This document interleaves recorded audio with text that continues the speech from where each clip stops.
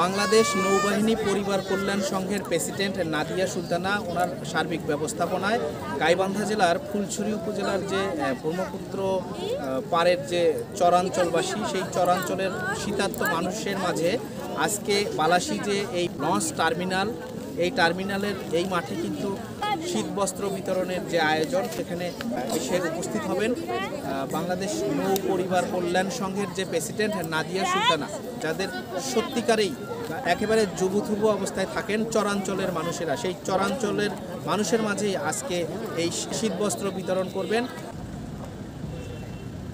আজকের এই অনুষ্ঠানের মধ্যমণি বাংলাদেশ নৌবাহিনী পরিবার কল্যাণ সংঘের সম্মানিত প্রেসিডেন্ট, উপস্থিত র্যাপিড অ্যাকশন ব্যাটালিয়ন এবং বাংলাদেশ সেনাবাহিনীর ব্যাটালিয়ন কমান্ডারগণ,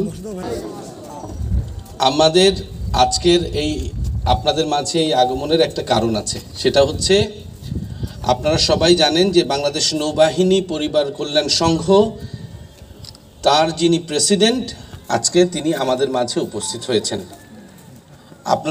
আমরা সবাই জানি যে এখন শীতকাল এবং বাংলাদেশের যে আবহাওয়া সেখানে উত্তরবঙ্গে শীতের প্রকোপ অনেক বেশি হয় এবং এই অঞ্চলে যে চরাঞ্চল আছে সেখানকার মানুষ, অভাবগ্রস্ত মানুষ, দরিদ্র মানুষ যারা আছেন, তাদের একটু সুবিধার জন্য, একটু আনন্দের জন্য, একটু কষ্ট লাঘবের জন্য, এই শীতে তাদের জন্য একটু কমফোর্টের জন্য বাংলাদেশ নৌবাহিনী পরিবার কল্যাণ সংঘের সম্মানিত প্রেসিডেন্ট নাদিয়া সুলতানা এবং সর্বোপরি বাংলাদেশ নৌবাহিনীর মাননীয় নৌবাহিনী প্রধান মানবিক কার্যক্রম নিয়ে আপনাদের সামনে এগিয়ে এসেছেন।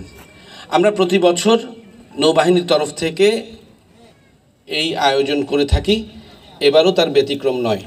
তবে আপনারা জেনে আনন্দিত হবেন যে আজকের এই আয়োজনটি সম্পূর্ণই নৌবাহিনী পরিবার কল্যাণ সংঘের সম্মানিত প্রেসিডেন্ট নিজ থেকে আগ্রহ নিয়ে আপনাদের কাছে এসেছেন, আপনাদের কষ্টের সাথে সামিল হওয়ার জন্য তিনি এসেছেন।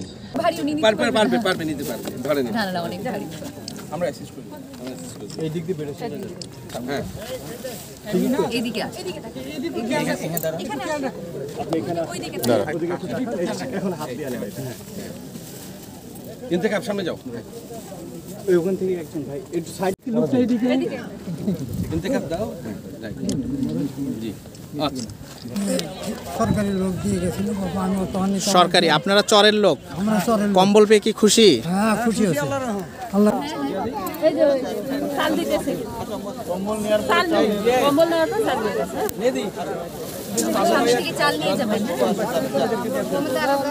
আমাদেরকে চাল দিচ্ছে, ওইটাও নিয়ে যাবেন। দুইটা আচ্ছা, শাশুড়ি আচ্ছা, আসো ভাই, বসে আসো, দিতে কাজ